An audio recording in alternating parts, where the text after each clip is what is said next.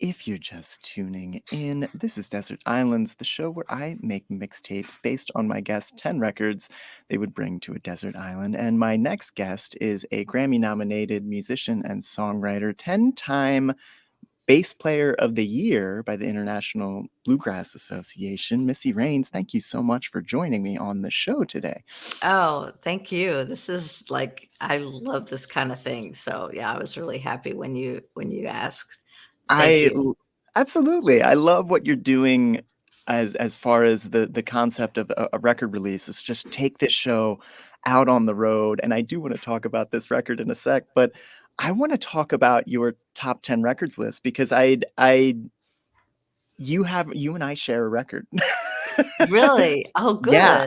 good. So I was stoked to see In Rainbows on there because I kinda am that, like, punk musician that their first band was a bluegrass band, and I was raised on so, like, I always love doing bluegrass covers of my favorite punk bands, and I just felt so seen when In Rainbows by Radiohead was on your top 10 list. I was so Mhm. psyched because that record just had for so many reasons, just stays in my life. So, No, it's real. Like I always, as a bluegrass bass player from West Virginia, I always think, oh gosh, people are just, and especially my age, people are gonna, oh God, she's just throwing in some, like token, and oh, it's no. it's not that way at all. No, um that record, I mean, it is massive to me, and that specific record, like, I love Yeah. Radiohead, mostly all of it, but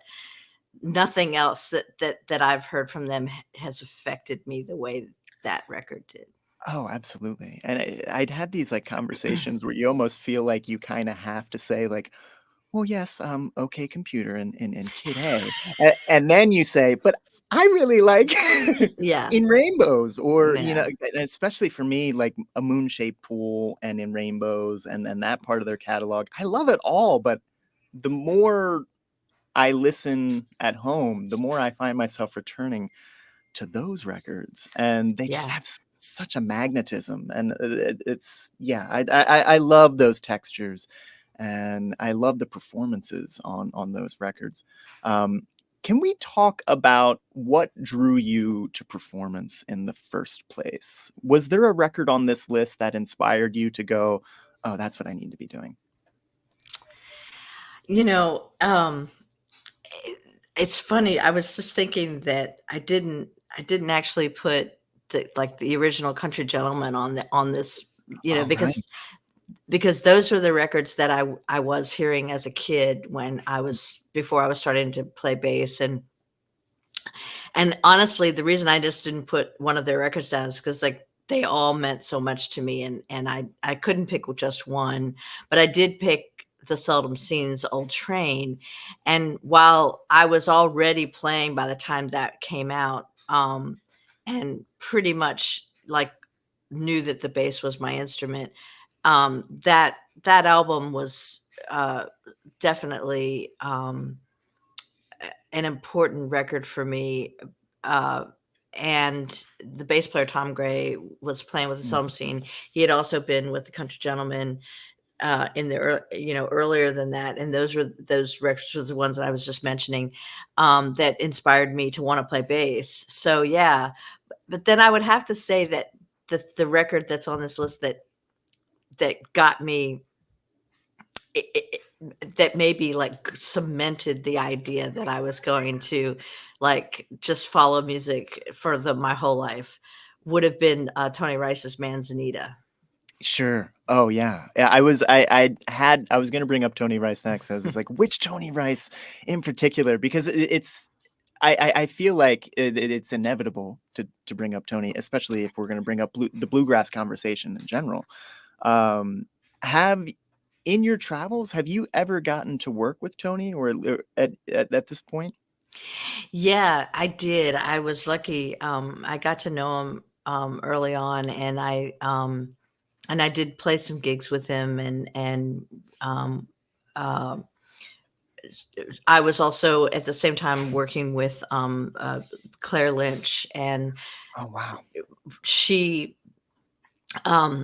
she and Tony were sharing two of us bass players. Ronnie Simpkins was also playing with Claire, but also playing with Tony, and I was playing with Claire. And then every now and then I would get to do the occasional gig with Tony, and or Tony and Peter Rowan, and it was so yeah. I didn't know him super well, Yeah.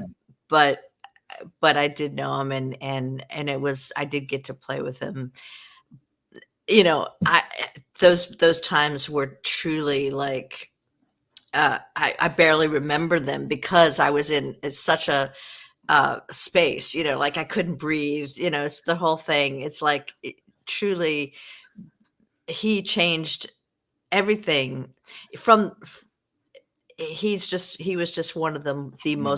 the biggest guiding forces from everything that he's ever done, from his first guitar album to the stuff he did with JD Crowe, to the stuff that he did on his own, the stuff he did with in with the inception of Dog Music with David Grisman, Oh, yeah. all of the above, the bluegrass album band, every aspect of that. He just touched so many things for me. So I just yeah, um The d it was always that awe factor when I was around him. the dog aspect is kinda my introduction because I was raised on by Deadheads and, the Pizza Tapes and Old and in the Way, and, so I've never met either Grisman or Tony Rice, but I have met Peter Rowan, and he is a fantastic human being. Mhm.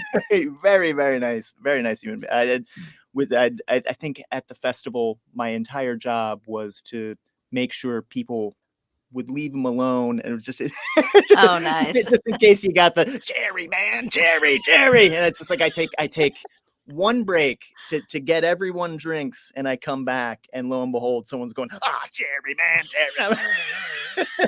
And he was so nice about it, just telling stories about being on the bus, and it's just like, "What was it like?" He's like, "Oh, he'd take that bus everywhere you didn't want it to go take you, but you always end up where you needed to go." Like he had every great line, and he was so like just what a presence. And Yeah, then he played a killer set like yeah, right after that.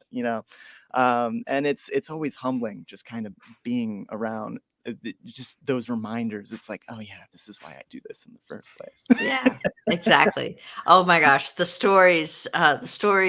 personalities, the people, they fill us up with all this stuff, like that. Yeah, It's the magic of the music, are those interactions.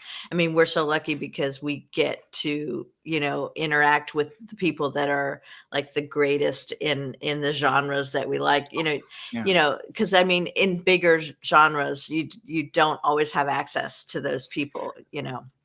That's what I like about bluegrass is because there's always part of Yeah, a conversation, and yeah, a lot of these times, most of the time I meet these folk is just because 'cause they're at the same thing I'm playing, and we're not sharing the stage, we're just at the campfire going, "Oh, you know that tune?" yeah, exactly. And That's it's what it is, and that's what I've always loved about bluegrass and just acoustic folk music, old time, all of that. yeah. Oh, yeah. It's why we do it, and speaking of why we do it, one of the reasons I asked you to be on this show, is you have a new record, and I wanna talk about that. You're touring the country right now to promote it. Let's just talk about this. Who did you work with this one, and where did you record this?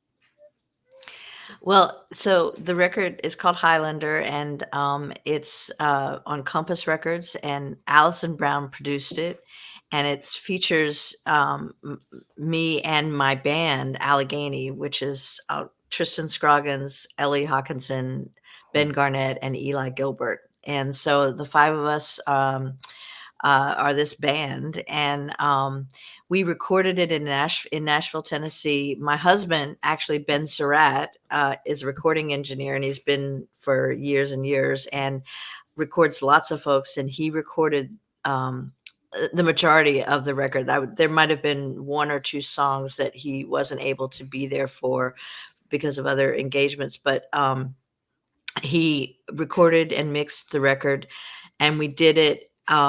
We did the majority of it at Compass Studios in Yeah. Nashville, and then my husband and I both we have a studio here at the house.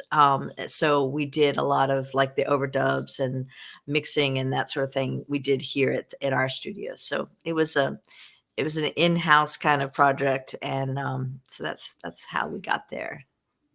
So you are currently on the road, and you are coming to our neck of the woods. If you're listening to this live, we're broadcasting in Minneapolis, and you were playing the Hook and Ladder March 23rd. What can we expect for this date, or am I giving away trade secrets? I don't want to press you too hard here. No. I mean, we're going to be coming to town, playing our show, which is everything from the album and a lot more bluegrass. This album, for me, is a lot of folks are sort of tagging it as a return to bluegrass. And in my mind, I never left bluegrass, but it's okay. I understand where they're coming from because I have done other recordings that were much more explorative and Mhm. in nature, and toured with bands that were that way. Uh, but this album is totally intentionally and in my mind undeniably bluegrass, and the band that I'm touring with is all of those things as well, and we're just having the best time. I've these are players that they know the vocabulary, they know, they're young, but they're amazing, and their depth of like the real language of traditional bluegrass is deep. And so I'm enjoying playing with them, and so that's what they're going to see. They're going to see us performing the songs that we actually performed on the album, aside from a few guests that we had who won't be with us. We can't fit them all in the van, but we're it's going to be us doing those songs from the album, and then some well chosen other songs that either I've written or we're covering within the bluegrass genre. I was definitely fishing for the guest star information, but you are absolutely right. The players on this record shine. You can really tell they know their stuff. And you're in for quite a show if you are in town. But if folks are listening to this after the fact, and actually folks do tune into this from random places, post Minneapolis, where can folks catch you around the country? Yeah, so we're gonna be, down at at Space in Evanston, Illinois. Yeah. Just the next day after this show. We've got some festivals coming up. We're gonna be at the Durango Bluegrass Meltdown in Durango, Colorado Ooh, in April. okay. And then we're gonna be at Merlefest in April. We're gonna be out, we're gonna be in Nashville, Tennessee on May 1st, at the world famous Station Inn, and in Knoxville right after that. We're gonna be doing some touring out on the West Coast in California in May, and it's gonna be co-bills with Robbie Folks, Oh, wow. um, who actually, yeah, I'm just a huge fan. I've played bass for Robbie on a lot of tours, but this is going to be a co-bill thing, and so I'm really excited about that. So we're going to be in at the Freight and Salvage in the Bay Area, Sacramento, and also in Bakersfield and in Los Angeles. And then coming up in this summer, we're going to be at Gray Fox Festival and the big gigantic music collaboration there in New York, July 20th. So we've just got a lot of things happening. We're gonna be on the West Coast again on the Pacific Northwest in June, in Portland and Seattle and Eugene, and then we're gonna be up in Canada and Vancouver. So if you just check out my website, missyrains.com/tour, then you can find all the dates. But this is, we're really trying to get the music out there. Oh, wonderful. We're doing it for the bluegrass here. Well, we heard some of the new record at the top of the set. If folks like what they heard, where can they hear it again? Is it your website, or do you have a preferred streaming service that you want folks to get their ears on this? They can absolutely, order it from my website, but if they're streaming, I like to send the folks to Spotify, and to follow, ask them if they are listening and they do enjoy it to follow me, like to actually click that follow button. Because just listening is great, but if you follow me, that actually sends another signal, and all of these things tend to matter these days. Amazon, there's just any way that you can find me. I don't care. It's just like it's great. Like, it's a different time these days in how we listen and buy from when I first started making albums and records. Uh, but I'm along for it, and so however they find us is great. Excellent. Well, I am glad you found yourself here on my desert island, here on Desert Islands. Missy Raines, thank you so much for visiting us here at KFAI. If you're just tuning in, I am making a mixtape today based on the 10 records that Missy Raines would bring to a desert island. She's got a new record out, and she's going to celebrate the release of that by going on tour, and she's coming to us this weekend, March 23rd, at the Hook and Ladder. Let's get back to the mixtape, shall we? Missy, thank you so much for joining me today. Thank you.